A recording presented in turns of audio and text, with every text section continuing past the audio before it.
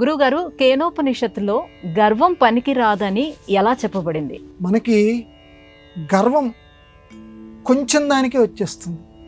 ఇతరులు మాట్లాడలేరు, మనం మాట్లాడుతున్నాం. అబ్బా, వాడికంటే నేను చక్కగా మాట్లాడుతున్నాను, వచ్చేసింది గర్వం. ఇట్లాంటి గర్వం కేనోపనిషత్తులో చెప్పాడు. అంటే మన ఉపనిషత్తులు అంటే అవేవో మనకు పనికిరానివిరా, మనకి ఇప్పుడేమొస్తాయిలే, పెద్ద ఆయన ఏదో చెప్తుంటాడులే, కాదు. మన సమాజానికి పనికి వచ్చే అనేక అంశాలు ఉపనిషత్తుల్లో, వేదాల్లో ఉన్నాయి. అది ఈనాటి సమాజంలో చాలామంది తెలుసుకోవాలి, దాన్ని తెలుసుకొని ఆచరించాలి.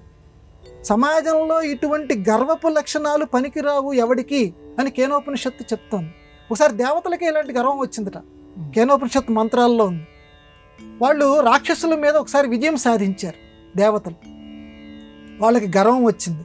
వచ్చి మాకంటే గొప్పవాళ్ళు ఎవరున్నారు వచ్చేసింది మనుషులు. ఎందుకంటే మనిషికి ఎప్పుడైతే డబ్బు ఇలాంటివి చేరుతాయో, విజయం ఇలాంటివి చేరుతుందో, మేమే గొప్ప, మమ్మల్ని మించిన వాడెవడు అని గర్వం వచ్చేస్తుంది. అప్పుడు వాళ్ళు ఎదురుకుండా ఒక గొప్ప తేజస్సు పుట్టిందిటమ్మ, మహా తేజస్సు. అంటే పరబ్రహ్మం, గురుర్దేవో మహేశ్వర అని చెప్పి తస్మైశ్రీ అని చెప్పి మనం చెప్పుకుంటాం చూడండి, తస్మైశ్రీ గురవే నమః. ఆ పరబ్రహ్మం ఏదైతే ఉందో ఆ పరబ్రహ్మం ఒక తేజస్సులాగా ఆవిర్భవించింది. ఆ తేజస్సుని చూసి తట్టుకోలేకపోయారు ఈ దేవతలు, దూరంగా వెళ్ళిపోయారు. ఆ అసలు ఎవర్రా అసలు ఆ తేజస్సు? అప్పుడు దాకా గర్వంలో ఉన్నారు వీళ్ళందరూ.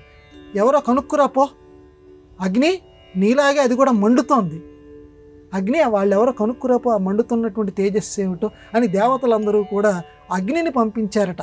ఈ కేనోపనిషత్తులో చెప్తాడు. అగ్ని వెళ్ళాడు. ఎవరు స్వామి నువ్వు అన్నాడు.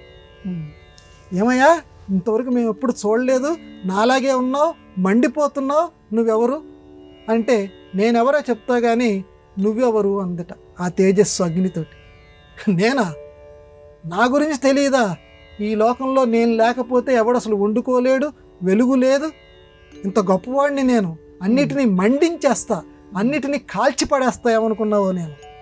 మాటల్లో చూడండి ఎంత గర్వం వచ్చిందో, అన్నిటినీ కాల్చి పడేస్తా. ఆహా, అన్నిటినీ కాలుస్తావా అని చెప్పి ఒక గడ్డి పరక ఎండిపోయింది, దీన్ని కాల్చు అందట ఆ తేజస్సు. పిచ్చోళ్ళలాగా ఉన్నావే, దీన్ని నేను కాల్చలేకపోవటం ఏమిటి అని చెప్పి ఆ ఎండిపోయిన గడ్డి పరక ఏదైతే ఉందో దాన్ని కాల్చటానికి అగ్ని ప్రయత్నించింది. దాని వల్ల కాల. ఏదో అన్నీ కాలుస్తానంటున్నావు, నీకు తిరుగులేదంటున్నావు, నాకు ఎదురు లేదంటున్నావు, ఒరే బాబు ఇది నా వల్ల అవ్వట్లేదని చెప్పి మళ్ళీ దేవతల దగ్గరికి తిరిగి వచ్చాడు.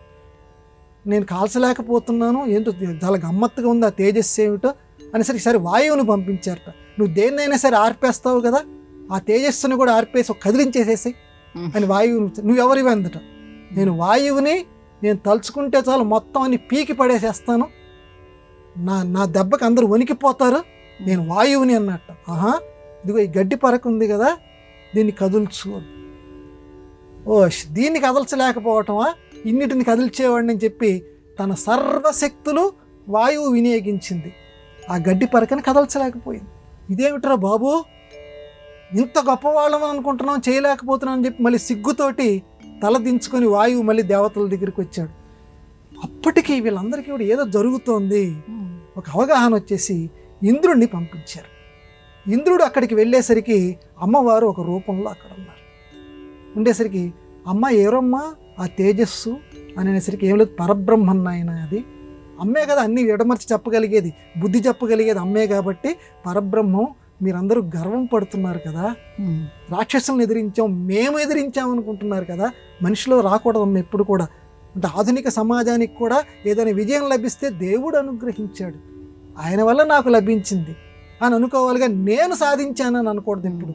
అందువల్ల మీరు అలా అనుకుంటున్నారని ఈ తేజస్సు ఆవిర్భవించింది అంటే అప్పుడు ఇంద్రుడికి బుద్ధి వచ్చి మిగతా వాళ్ళకు కూడా సర్ది చెప్పాడట. అంటే మొత్తం మీద ఈ కథలో ఉన్నటువంటి ఈ కేనోపనిషత్తులో చెప్తున్నది ఏంటంటే, గర్వం పనికిరాదు ఎవడికి కూడా. ఏదైనా లభిస్తే, విజయం లభిస్తే అది దైవ కటాక్షం వల్ల మనకు లభించింది అని దైవాన్ని నిరంతరం తలుచుకుంటూ ఉండండి అని ఆధునిక సమాజానికి కూడా కేనోపనిషత్తు బోధించింది.